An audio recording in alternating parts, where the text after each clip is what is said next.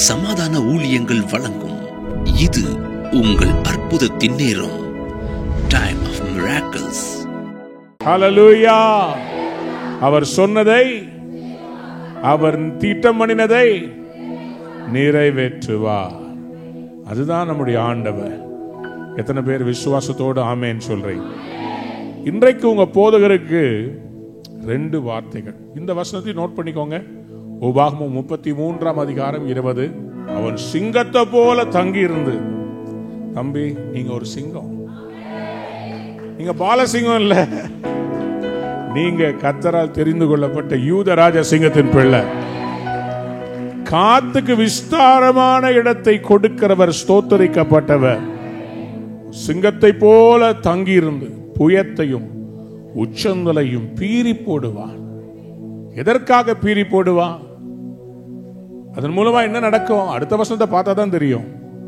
அவன் தனக்காக முதல் இடத்தை பார்த்து கொண்டான். அங்கே தனக்கு நியாய பிரமாணிகன் கொடுத்த பங்கு பத்திரமாயிருக்கிறது.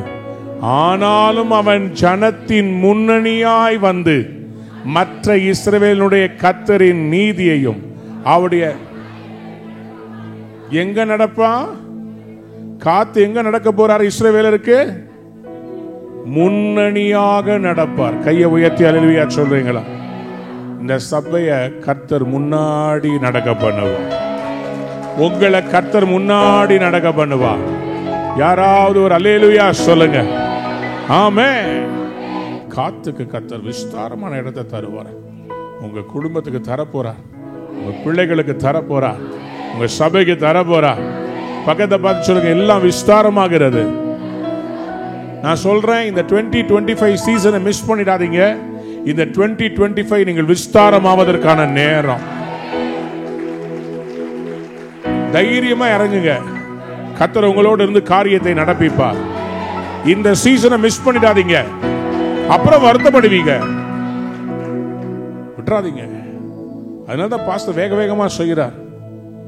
ஏன்னா இதெல்லாம் செஞ்சு முடிச்ச பிறகு கர்த்தர் உங்களை தேசத்துக்கே ஒரு கலங்கரை விளக்காக மாற்றும். You will be a lighthouse. You will be a lighthouse. கர்த்தர் செய்ய போறார். அதுக்காக தான் எல்லாத்தையும் ஆயத்தம் பண்ணிட்டு இருக்கிறார். எத்தனை பேர் இந்த மாசம் வாக்குத்தத்தத்துக்கு ரெடியா இருக்கிறீங்க? நீங்க கொடுத்தது என்னங்க? திருப்தியாக்குவார். பக்கத்துல திரும்பி பார்த்து சொல்லுங்க, நன்மையினால உங்க வாய திருப்தியாக்குவார். பக்கத்தை பார்த்து சொல்லுங்க, உன் வாயை விரிவாய் தர. என்ன நிரப்ப போறாரு? சும்மா ஒரு ஜோக் யோசித்து பார்த்து. விரிவாய் தரனா நம்ம ஊர்ல கொசு தான் உள்ள போயிடும். ஆனா ஆண்டவர் சொல்ல, நன்மையால் உன் வாயை. சரி, வாயை திறந்தா உள்ள என்ன போகும்? என்ன ஆசீர்வாதத்தை கர்த்தர் கொடுக்க விரும்புகிறார்? உங்க ஆசீர்வாதத்தோட இந்த காலை வேளையில் எனக்கு கொடுத்த அந்த வெளிப்பாட்டையும் நான் இணைத்து பேச விரும்புகிறேன். வாசியுங்கள் 2 கொரிந்தியர் 9 10 வாசிக்கலாம். விதைக்கிறவனுக்கு விதையையும் புசிக்கிறவர்களுக்கு ஆகாரத்தையும் அழித்து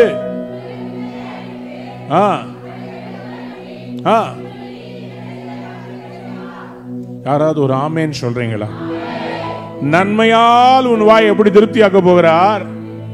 உங்களுக்கு விதையை கொடுப்பார், உணவை கொடுப்பார், நீதியின் விளைச்சலை அவர் வர்த்திக்க செய்வார். ஆமேன் சொல்றீங்களா? பக்கத்துல பார்த்து சொல்லுங்க, விதையை தருவார், அதை பெருக வைப்பார், அத ஆண்டவர் பெரிய களஞ்சியமா மாத்த போறார். இங்கிலீஷ்ல ரொம்ப அழகா இருக்கு. I will supply the seed, I will multiply, I will increase the store of your seed. அதை multiply. மூன்றாவது, I will enlarge the harvest. எழுதுறவங்களுக்காக நான் சொல்லிட்டு இருக்கிறேன். I will supply. உங்களுக்கு சப்ளை இருந்தாதாங்க நீங்க அப்ளை பண்ண முடியும். ஆமென் சொல்லுங்களேன்.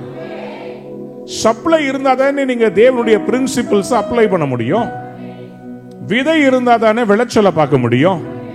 விதை வேணும். பக்கத்துல பார்த்து சொல்லுங்க, விதை வேணும். ஆமென். ஒரு குழந்தை பிறப்பதற்கு என்ன வேண்டும்? விதை வேண்டும். ஒரு அறுவடையை எடுக்க என்ன வேண்டும்? ஒரு ஆசீர்வாதம் பெருக என்ன வேண்டும்? பக்கத்தை பார்த்து சொல்லுங்க, விதையில தான் எல்லாமே இருக்கு. அப்ப ஆண்டவர் இந்த மாதம் உங்களுக்கு சொல்றாரு, நீ என்கிட்ட கனிகளை கேட்கிறாய், நான் உனக்கு கனிகளுக்கு முன்பாக ஒரு காரியத்தை தரப்போறேன். விதைக்கிறதுக்கு விதையை தரப்போறேன். யாராவது கையை தட்டி ஆண்டவருக்கு நன்றி செலுத்துறீங்களா? Investment தரப்போறேன்றாரு, முதலீட தரப்போறேன்றாரு. Wow!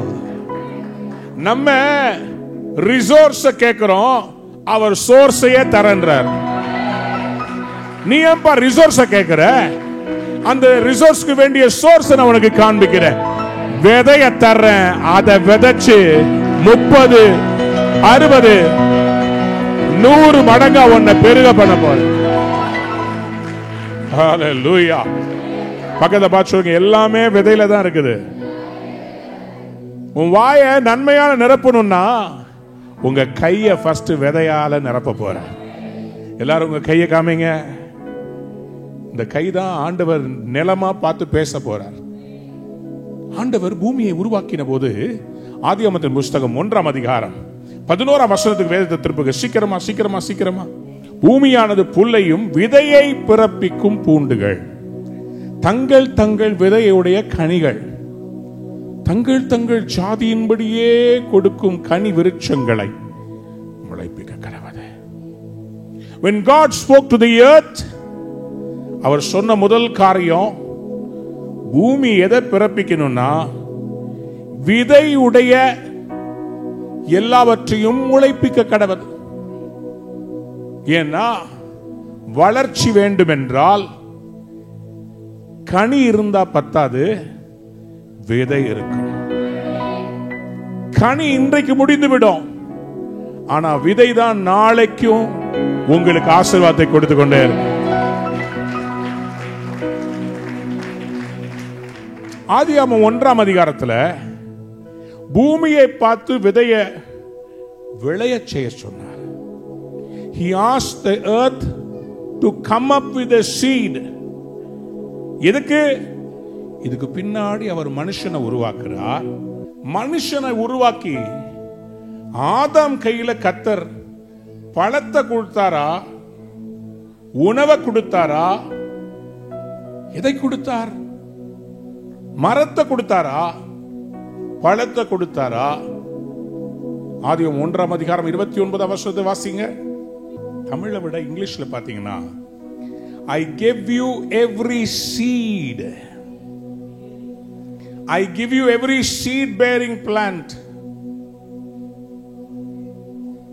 and every tree that has fruit with seed in it. நான் உனக்கு என்ன செய்ய போறேன்? விதையை தரப்போகிறேன். நீ என்ன செய்ய போகிறாய்? ஏதேன் தோட்டத்தில் அதை விதைக்க போகிறாய், நிலத்தை பண்படுத்த போகிறாய். அல்லேலூயா சொல்ல, சத்தமா அல்லேலூயா சொல்ல. பக்கத்துல பார்த்து உங்க கையில கர்த்தர் விதையை கொடுக்க போறார். ஆமென் சொல்லுங்களேன். இன்னொரு கையை காமிச்சு சொல்லுங்க, இந்த கையில ஆண்டவர் புசிக்கிறதுக்கு ஆகாரத்தை கொடுக்க போகிறார். யாருக்கெல்லாம் விதையும் வேணும், ஆகாரம் வேணும்? ரெண்டு கையும் தட்டி சொல்லுங்க ஆமென். அல்லேலூயா. அதாவது உங்க சபையில வரும்போது தான் நிறைய வெளிப்பாடா வருது. இது அந்த மாதிரி ஒரு இடம். ஆமென் சொல்லுங்க. பக்கத்துல பார்த்து, இந்த கையில விதை, அந்த கையில பழம். ஆமென். எங்க அம்மாவும் எங்க அப்பாவும் அப்படி கிடையாது. இந்த கையில உத, அந்த கையிலையும் உத. நீங்க எல்லார்கிட்டையும் உத வாங்கியிருக்கலாம், ஆனா கர்த்தர் இன்னைக்கு உங்களுக்கு விதை கொடுக்க போற. இந்த உலகம் உங்களை உதறி தள்ளி இருக்கலாம், ஆனா கர்த்தர் உங்க கையில விதைய கொடுக்க போற. விதைக்கிறவனுக்கு விதையும் புசிக்கிறவர்களுக்கு ஆகாரத்தையும் தந்து நீதியின் விளைச்சலை கர்த்தர் தருவா. அந்நிய பாஷையில பேசுங்க. பவுல் ஏசாயா 55ஆம் அதிகாரம் 10ஆம் வசனத்தை கோட் பண்றார். விதைக்கிறவனுக்கு விதை, புசிக்கிறவனுக்கு ஆகாரத்தை தருவேன்றத எங்க இருந்து கோட் பண்றார் தெரியுமா? ஏசாயா 55:10 வாசிங்க.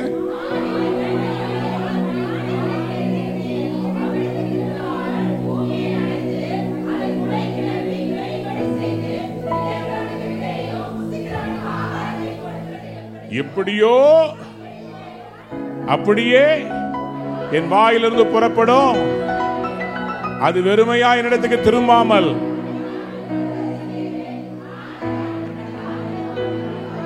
யாராவது கையை தட்டி ஒரு ஆமென். ஹல்லேலூயா.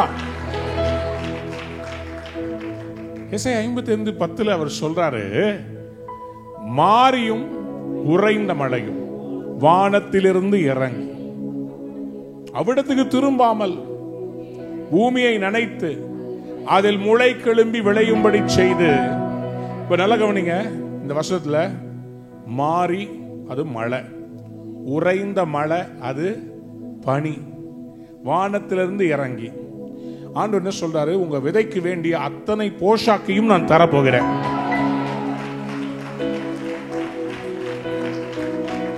யாருக்கெல்லாம் சந்தோஷமா இருக்குது அவங்க மட்டும் ஒரு அல்லேலூயா சொல்லுங்க. பக்கத்தில் பார்த்து சொல்லுங்க, என்னுடைய விதைக்கு வறட்சி நாட்கள் முடிந்து விட்டது, செழிப்பின் நாட்கள் வருகிறது. ஆமென். ஈசாக்கு கிட்ட கையில விதை இருந்துச்சு,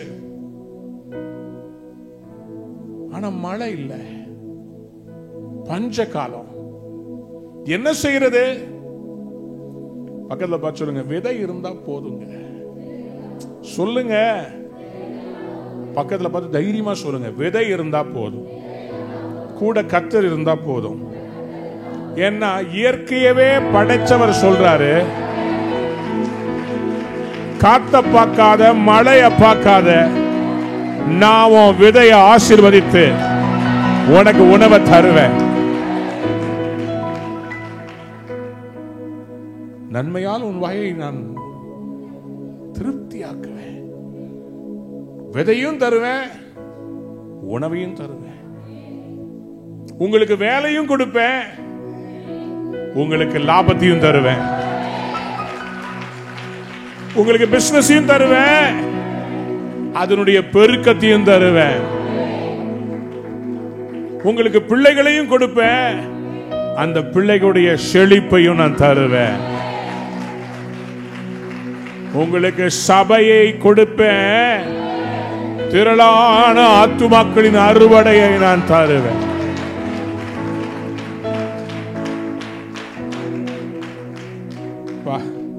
என்னப்பா உங்க சர்ச்சுக்கு வந்தா இப்படி அபிஷேகம், காலையில இருந்து இந்த பசங்க எல்லாம் கேட்டுட்டு இருக்கிறாங்க, அவங்களுக்கு தான் தெரியும் என்ன மாதிரி ஆண்டவர் வார்த்தை அப்படியே எனக்குள்ள இருந்து ஊற்று மாதிரி வந்துகிட்டே இருக்கு. சத்தமா ஆமென் சொல்லுங்க. பாத்திரவான்கள் இருக்கிறதுனால தான் பொங்கி வருகிறது. பாத்திரங்கள் தாகமா இருக்கிறதா? நல்ல சபை ஐயா இது.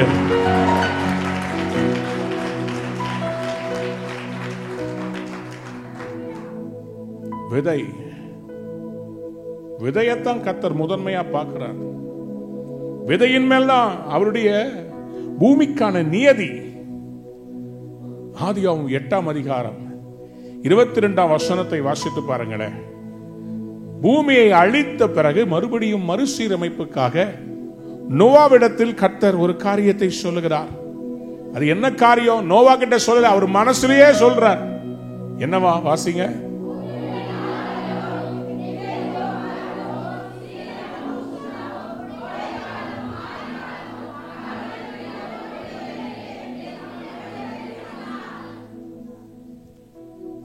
உண்மையிலே சொல்றேன், நான் பல தேசத்துக்கு போறேன்.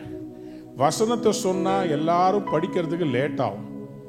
சில இடங்கள்ல யாராவது ஒரு அக்கா மட்டும் வாசிப்பாங்க, சில இடத்துல 2 அக்கா மாதிரி சண்டை போடுவாங்க. ஆனா இங்க சபையே சொன்ன உடனே சபையில் இருக்கிற அத்தனை பேரும் வாசிக்கிறீங்கப்பா. கர்த்தர் உங்களை ஆசீர்வதிப்பார், நல்லா இருப்பீங்க. நீங்க அமெரிக்காவுக்கு போகும்போது நானும் வசனம் சொல்லி பார்க்கிறேன், ஒரு பையன் வாசிக்கல. அதான் சொன்னேன், தூத்துக்குடிக்கு வந்து பாருங்க, இந்நேரம் 2 அக்காமார் போட்டிட்டு ஒருத்தர் ஆரம்பிப்பாங்க, இன்னொருத்தர் ஆரம்பிப்பாங்க. இப்படிதாங்க சபை இருக்கணும். எத்தனை பேர் ஆமேன்னு சொல்ல வர போறீங்க? பூமி இருக்கிற வரைக்கும் என்ன மாறாதான்? விதைப்பும் மறுப்பும் ஒளிவதில்லையே. அல்லேலூயா அல்லேலூயா. யாராவது திருப்பத்தூர் வந்திருக்கிறீங்களா? திருப்பத்தூர் ஃபாஸ்டிங் பிரேயர் வந்திருந்தீங்கன்னா கொஞ்ச நாளைக்கு முன்னாடி குண்டா ஒருத்தர் பாடிக்கிட்டு இருப்பார். சாம் ஜபதர் அண்ணன் ஒரு நாள் எல்லா ஆபீஸ்ல ஸ்டாஃப் போன பிறகு என்ன கூப்பிட்டார். அவரோட 7 வருஷம் நான் வளர்ந்தேன். என்னை கூப்பிட்டு உட்கார வச்ச, தம்பி நான் ஒரு செய்தி எடுப்புறேன், அந்த செய்தியினுடைய தலைப்பு விதைப்பும் அறுப்பும். அவர் நிறைய புக் எழுதுவார்ல. ஸோ இந்த இதுதான் இந்த fasting prayer, Tirupattur fasting theme. இது ஒரு தீம் சாங் பண்ணலாமா? சரிங்க அண்ணன். என்ன மாதிரி வேணும்? எல்லாம் துதிச்சு கொண்டாடணும்பா. எதுக்குண்ணே? அவர் சொன்னாரு, சங்கீதம் 126:5 இப்படியாக விதைக்கிறவனை பத்தி எழுதப்பட்டிருக்குது. அவன் எப்படி விதைப்பானா? கண்ணீரோடு விதைக்கிறவர்கள். அப்புறம் அடுத்த வசனம், அள்ளி தூவும் விதையை சுமக்கிறவன் அழுது கொண்டே போகிறான். இப்போ நான் கேட்டேன், அண்ணன் ஏன் விதையை அழுதுகிட்டே போறான்? அவர் சொன்னாரு, சபையில காணிக்கை எடுக்கும்போது எல்லாரும் முகத்தையும் பாருன்னாரு. யாராவது சந்தோஷமா போடுறாங்களா? காணிக்கை நேரம் எல்லாரும் தீர்க்க தரிசனம் மாறிடுவாங்க. ஆண்டவரே இப்ப எவ்வளவு தரட்டும்? 500 ரூபாயா கொடுத்துட்டா அடுத்த வேலைக்கு என்ன பண்றது? 100 ரூபாய் வருவதாக. விதைக்கும் போது அவனவன் விஷனமாய் அல்ல, அப்புறம் கட்டாயமா அல்ல. உங்களை யாரும் கட்டாயப்படுத்தல. பக்கத்துல பார்த்து சொல்லுங்க, யாரும் கட்டாயப்படுத்தல. உங்களை யாராவது வந்து நாங்க என்ன பேங்க் திருடுறீங்களா? நீங்க ஏடிஎம்ல பணம் எடுத்த உடனே கையில இருக்கிறதெல்லாம் சபைக்கு கொடுத்துரு. பிரின்சிபலை மறந்துடாதீங்க. நீங்க விதைக்கும் போது வலிக்கணுங்க. அந்த காலத்தில் ஆண்டவருக்கு காணிக்கை கொண்டு வந்தா அந்த ஆடு மரிக்கும் போது ஒரு வலி வரும், ஒரு கதறல் வரும். வலி இல்லாமல் பலி இல்லை. கொடுக்கும் போது உங்களுக்கு கஷ்டமா தான் இருக்கும். இவ்வளவு தேவை இருக்குதே. தசம பாகத்தை கொடுக்கிற முதல் வாரம் வர்ற ஆசீர்வாதத்துல இருந்து தசம பாகத்தை எடுக்கிறது அவ்வளோ கஷ்டமா. கொடுக்கணுமா? இந்த வாரம் கொடுக்காம அடுத்த வாரம் கொடுத்துக்கலாமா? இப்ப இதுக்கு வேலை இருக்குதே. இந்த வெளியூர் போகணுமே, ஊட்டிக்கு போகணுமே, கொடைக்கானல் போகணுமே, இதை தூக்கி கொடுத்துட்டா நாளைக்கு வராம போச்சுன்னா ஸ்கூல் ஃபீஸ் வேற கட்டுறது, பாஸ்டர் கட்டுவாரு. 1000 எண்ணத்தை பிசாசு உள்ள போடுவான். ஆனா கர்த்தர் சிம்பிளா சொல்றாரு, கண்ணீரோட போறானா. இந்த மத்திய திரைக்கடல் பகுதியில சாம் ஜபரனை சொன்ன அந்த காரியம் மனசுல அப்படியே பசுமரத்து ஆணி போல உள்ள இருக்கு. அவர் சொன்னாரு, மத்திய திரைக்கடல் பகுதியில மழை வராது, முன்மாறி இல்லாட்டி 2 மழை தான். ஒரு மழை மார்ச் ஏப்ரல்ல வரும், இன்னொரு மழை அக்டோபர் நவம்பர் வரும். அது பின்மாறி. இது 2 தான் விளைச்சலை கொண்டு வரும். ஆனா மழை வரலனா அறுவடை செய்தவர்கள் அந்த தானியத்தை 2ஆக பிரிப்பார்கள். ஒன்று அடுத்த அறுவடைக்கு தேவையான முதலீடான விதை தானியம், இன்னொன்று தன் பிள்ளைகளுக்கு கொடுக்கிற ஆகாரத்தின் தானியம்.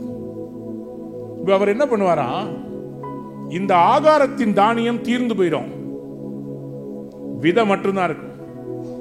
இந்த ஆகார தானியம் தீர்ந்து போகும்போது அவங்க என்ன பண்ணுவாங்கன்னா, 3 வேளை சாப்பிட்றவங்க 2 வேளை மாத்துவாங்க, 2 வேளை சாப்பிட்றவங்க 1 வேளையா மாத்துவாங்க.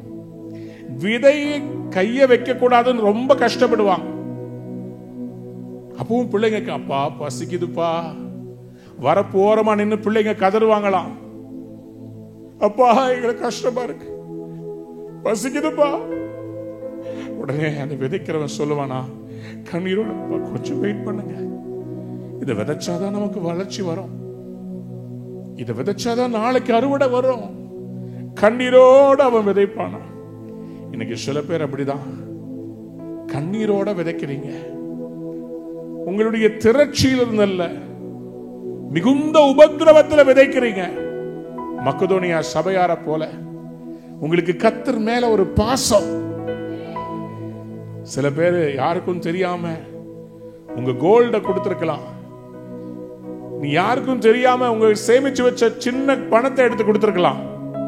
நீங்க என்ன செஞ்சீங்கன்னு பரலோகம் பார்த்துக்கிட்டே இருக்குதுங்க. அள்ளி தூவும் விதையை சுமந்து கொண்டு போகிறவன் அழுது கொண்டே போகிறான். ஆனால் ஒரு நாள் அந்த விதையை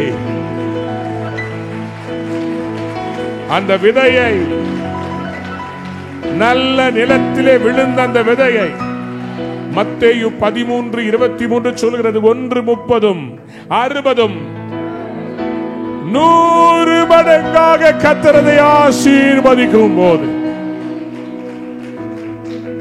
எத்தனை பேர் ஆமென் சொல்ல விரும்புறீங்க? மத்தேயு 13:8 வாசித்து பாருங்க.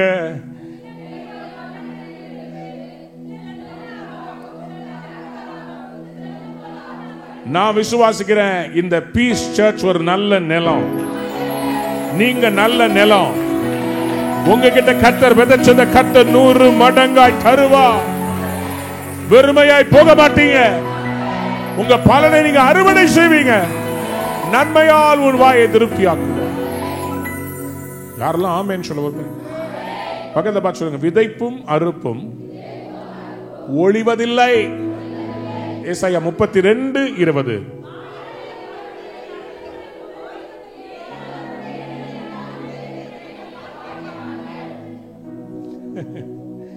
இந்த சபை நீர்வளம் பொருந்திய சபை. நீங்கள் நீர்வளம் பொருந்தியவர்கள். இந்த வீடு அப்படிப்பட்ட ஒரு வீடு. இங்கே கர்த்தருடைய பரிசுத்த ஆவியானவர் என்கிற நீர் ஜீவ நதி இருக்கிறார். அவர் இருக்கிறதுனால நீங்க விதைக்கிற விதை அவர் சும்மா விட மாட்டார். உங்க விதைக்கு வேண்டிய ஆதாரமாகிய மழையையும் தண்ணீரையும் ஜீவ நதி. யாராவது ஒரு ஆமென் சொல்ல மாட்டேன்? உங்க விதை ரொம்ப முக்கியங்க. உங்க விதைய நான் 3ஆ பிரிக்க விரும்புறேன். நம்பர் 1 எழுதிக்கோங்க, இயேசுதான் அந்த முதல் விதை. ஆதியாகமத்தின் புஸ்தகம் 3ஆம் அதிகாரம் 15ஆம் வசனத்தில் ஆண்டவர் சர்ப்பமாகிய சாத்தானை பார்த்து சவால் விட்டு சொல்லுகிறார்,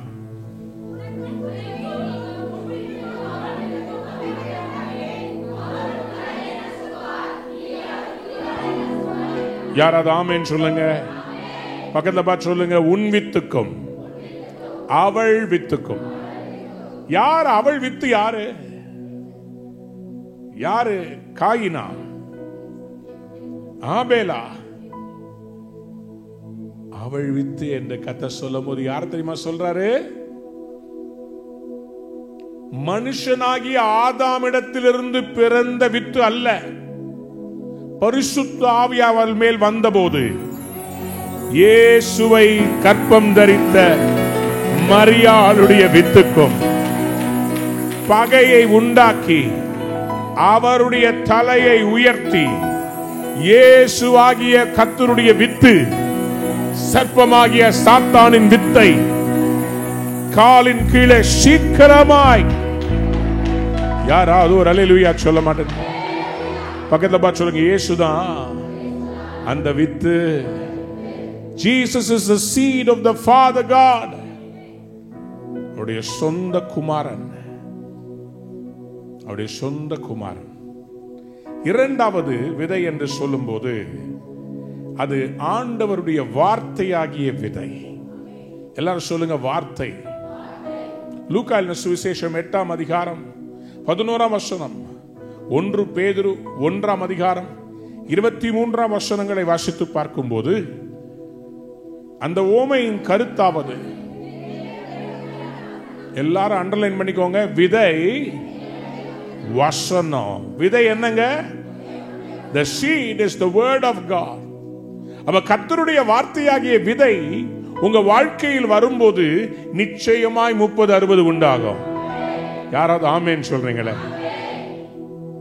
எல்லாரும் கையை உயர்த்தி சொல்லுங்க, அவருடைய விதை, வார்த்தையாகிய விதை. பைபிளை உயர்த்துங்க. இந்த வார்த்தையாகிய விதை அப்படியே மனசுல வச்சு சொல்லுங்க இந்த வார்த்தை, எனக்குள்ளும் நான் அவருக்குள்ளும் நிலைத்திருந்தால் யோவான் 15ஆம் அதிகாரத்தில் எழுதியிருக்கிறபடி நான் மிகுதியான கனிகளை கொடுப்பேன்.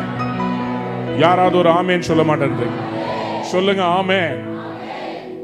1 பேதுரு 1:23 அழிவுள்ள வித்தினாலே அல்ல, என்றென்றைக்கும் நிற்கிறதும் ஜீவனுள்ளதுமான தேவ வசனமாகிய அழிவில்லாத வித்தினாலே. அந்த வார்த்தையாகிய வித்து தாங்க நம்மளை மறுபடியும் இயேசு கிறிஸ்துவுக்குள் ஜெனிப்பிக்கப்பட்டிருக்கு. அல்லேலூயா சொல்லுங்களேன், அல்லேலூயா சொல்லுங்களேன். நிக்கோதேமே கேட்கிறார், நான் மறுபடியும் எங்க அம்மா வயிற்றுல போய் பிறக்கணுமா? நீ ஆவியினாலும் ஜலத்தினாலும் பிறவாவிட்டா. அவருடைய வார்த்தை தாங்க என்ன மாத்துச்சு. சின்ன வயசுல இருந்து இந்த வேதத்தை வாசித்து இருக்கிறேன். ஆனா என்றைக்கு என் வாழ்க்கையில சூறாவளிகள் வந்ததோ அர்த்தத்தோட வாசித்தேன். விதை வாங்குறது பெருசு இல்ல, இந்த விதைய உங்க வாழ்க்கையில உங்க நிலத்துல அதை வாங்கி கொள்ளணும். உங்க நிலம் அக்செப்ட் பண்ணுச்சுன்னா உங்க இதயமாகிய நிலத்துல அந்த விதையை கர்த்தர் இன்னைக்கு விதைக்கிறார். யாராவது ஒரு அல்லேலூயா சொல்றீங்க? மூன்றாவது விதை என்பது உங்களுக்கு தேவன் கொடுக்கிற பிள்ளைகள். your seed is your children. உங்க சீடை கர்த்தர் ஆசீர்வதிக்க போகிறார். சகரியா 8:12 ஆண்டவர் சொல்லுகிறார், உங்களுடைய விதைப்பு தமிழ்ல சமாதானமாக இருக்கும் என்று போட்டிருக்குது. ஆனா ஆங்கில வேதம் சொல்லுது, உங்க seed will grow well. யாராவது ஆமென் சொல்லுங்க. பக்கத்துல பார்த்து உங்க பிள்ளைங்க நல்லா வளருவாங்க. உங்க பிள்ளைகள் பாலாகாமல், நீங்க ஃபீல் பண்ணுங்க, உங்க பிள்ளைகள் கீழாகாமல். ஆண்டவரே இவங்க எவ்வளவு சத்தமா சொன்னாங்களோ அவ்வளவு மேலாகட்டும். உங்களுக்கு எல்லாம் அஞ்சம் கொடுத்து தான் பண்ண வேண்டியதா இருக்கு. வாலாகாமல் தலை, அவங்க கீழாகாமல் மேலாக போறீங்க. காரணம் உங்களுக்குள்ள தேவனுடைய வார்த்தை. அதுக்குதான் வாயை திறக்கணும், வார்த்தையை பேசணும், டெய்லி வசனத்தை மனப்பாடம் பண்ணணும். உங்க பிள்ளைகளுக்கு சொல்லிக் கொடுங்க, நீ கர்த்தருடைய வித்து. இந்த கர்த்தருடைய வித்தாகி நீங்கள் புறஜாதிகளோடு கலக்க கூடாது.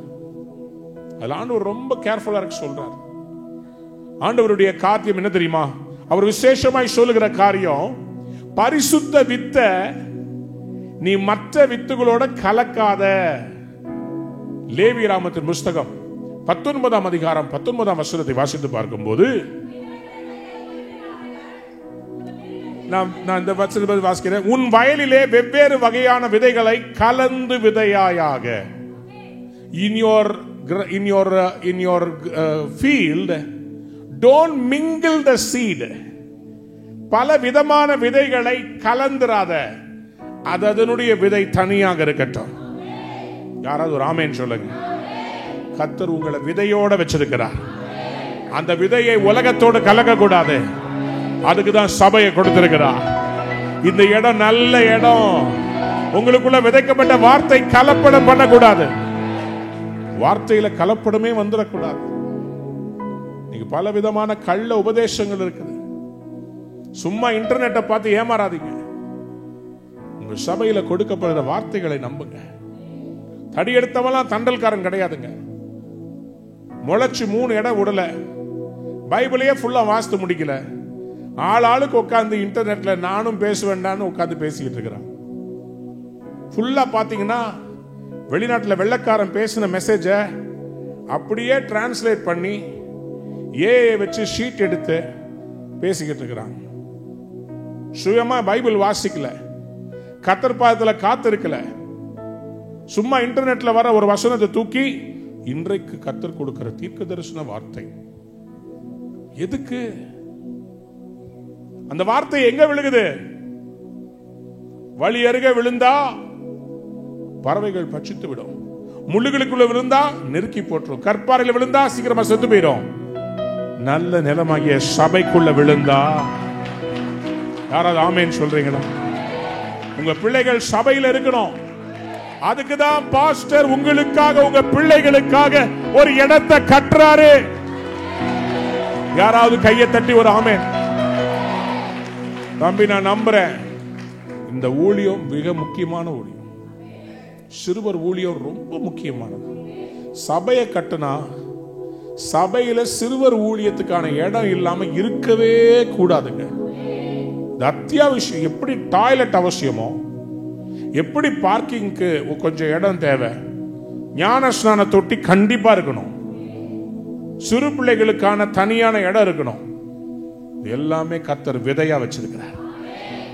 அன்னைக்கு சண்டே ஸ்கூல்ல என் மனசுல விழுந்த விதை தான் இன்னைக்கு என்ன ஊழியக்காரன் நிக்க வச்சிருக்கு.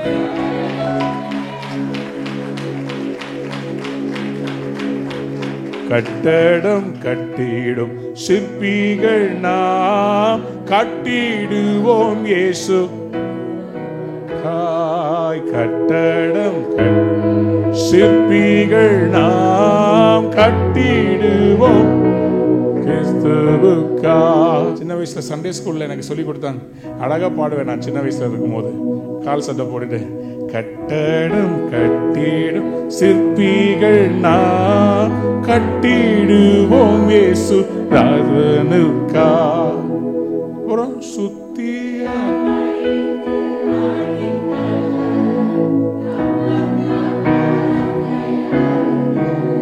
எங்க சண்டே ஸ்கூல் மாஸ்டர் வந்து சுத்தி எழுதும் போது பக்கத்துல தூங்கிட்டு இருக்கிறவங்கள அப்படி தட்டுறா அப்படின்னு சந்தோஷமா இருக்கு. சுத்தியல் அடித்து ரம்பத்தை பக்கத்துல இருக்கவங்க வயிற்றுல வச்சு கதை. ஏன் சொல்றேன், அன்னைக்கு சண்டே ஸ்கூல்ல என் மனசுல நான் இந்த பாட்டு பாடி எவ்வளவு நாள் ஆச்சு. ஆனா இன்னைக்கு வெளியே வருதுன்னா உள்ள வேதை, உள்ள வேதை, எங்க அப்பா அம்மா விதைச்ச வேதை உங்க பிள்ளைகளை பூமியில பலத்திருக்க செய்ய போற. சங்கீதம் 112:2 செம்மையாருடைய வம்சம் செழித்திருக்கும் தமிழ்ல போட்டிருக்கு. ஆங்கில டிரான்ஸ்லேஷன் சொல்கிறது your seed will be prosperous. சகரியா 8:12 போட்டிருக்கு your seed will be prosperous. எத்தனை பேர் இன்னைக்கு அந்த விதையும் அறுவடையும் கர்த்தர் கையில் ஆசீர்வாதமா பெற்றுக்கொள்ள போறீங்க? எழுமி நிக்கலாமா? நிறைய காரியம் இருக்குது. ஆனா கண்டிப்பா கர்த்தர் உங்களோடு தொடர்ந்து இந்த வாசனங்கள் மூலமாய் அவர் இடைபடுவார் என்பதில் சந்தேகம் இல்லை. Thank you Jesus. இயேசுவாகிய விதை, வார்த்தையாகிய விதை உங்கள் பிள்ளைகள், உங்கள் காணிக்கைகளாகிய விதைகள். நீங்க தசம பாகத்தை கொண்டு வந்து விதையா விதைக்கிறீங்க. மல்கியா 3:10 ஆண்டவர் சொன்னார், வானத்தின் பலகணிகளை திறந்து இடம் கொள்ளாமல் போகும் மட்டும் நான் உங்களை ஆசீர்வதிக்க மாட்டேனோ என்று சர்ச் பண்ணி பாருங்க. நீ கத்திரதை செய்ய போறா. அப்படி 2 கரங்களை உயர்த்தி எல்லாரும் அந்நிய பாஷையில ரகதலபா ஷபபபா ரீதலபா ஷந்தலதலா. Come on people, come on, come on, come on. ஒரு பெரிய ஒரு திருப்பு முனையை இந்த வருஷம் கத்த தர போறா. இந்த ஜூன் மாதம் 1ஆம் தேதி உங்க மேல தீர்க்கதரிசனமா பேசுறேன். அவர் உங்கள் விதைகளை வர்த்திக்க பண்ணுவார். அவர் உங்களை 1000 மடங்கு பெருக செய்வார். இங்க பாருங்க, நான் சொல்ற ஒரு நிமிஷம் கவனிங்க. கை தட்ட போறீங்க. ரெடியா இருக்கிறீங்களா? இஸ்ரவேலர் எகிப்தில் இருக்கிற வரைக்கும் விதைக்கல. எகிப்தியர் போட்டதை வாங்கி சாப்பிட்டாங்க. வனாந்தரத்துல விதைக்கல, மன்னா வந்துச்சு. என்னைக்கு கானானுக்குள்ள கால் எடுத்து வச்சாங்களோ ஆண்டவர் விதைக்க வச்சாரு. அப்படின்னா நான் இப்படி சொல்லட்டுமா, இந்த ஜூன் மாதத்துல கானானுக்குள் பிரவேசிப்பீர்கள். கர்த்தர் விதைக்க வைப்பாரு, அறுவடை எடுக்க வைப்பாரு, மிகவும் திரளாய் பெருகுவீர்கள். யாராவது கையை தட்டி ஒரு ஆமே.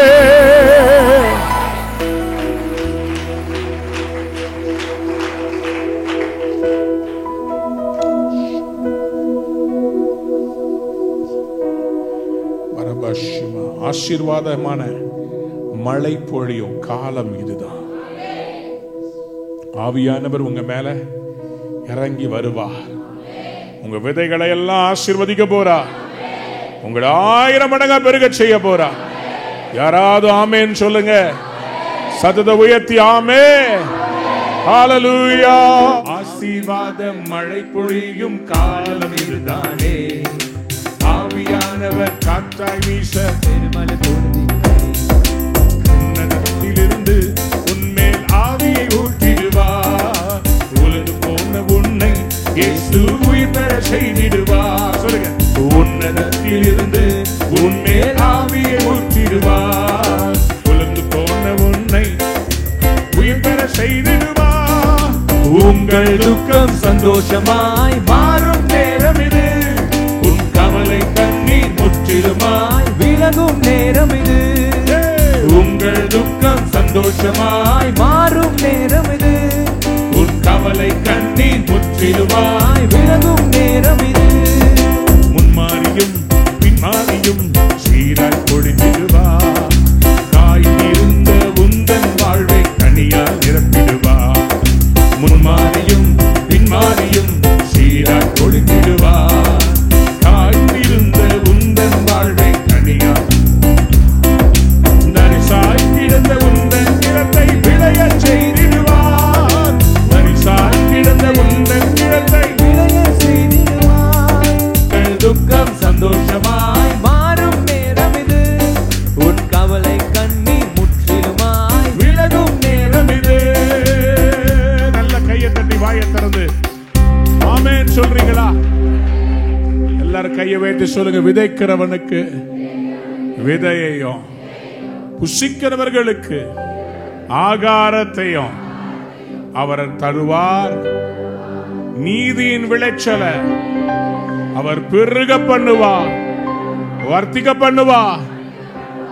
நன்மையால் என் வாயை திருப்தியாக்குவார். என் பாத்திரம் நிரம்பி வழிகிறது. தலை மேல கை வச்சு ரிசீவ் பண்ணி சொல்லுங்க. இயேசுவின் நாமத்தில் நான் பெற்றுக்கொண்டேன்.